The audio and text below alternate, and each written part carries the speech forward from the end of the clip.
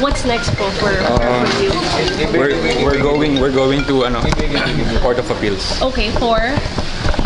to give my testimony. This is their form of harassment Okay. and intimidation. They really don't want me to speak. Okay. So for one more time, Okay, let sir. me prove them wrong.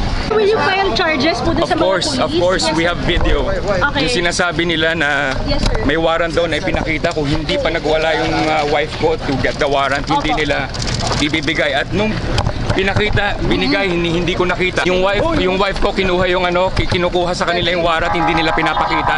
Yes, sir. Tapos ngayon ko lang nakita yung warrant nung nandiyan ako sa station. Opo.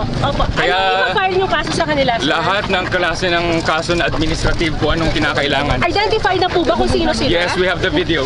Okay, nasabi na po ba kung ano mga pangalan? My wife was the only one.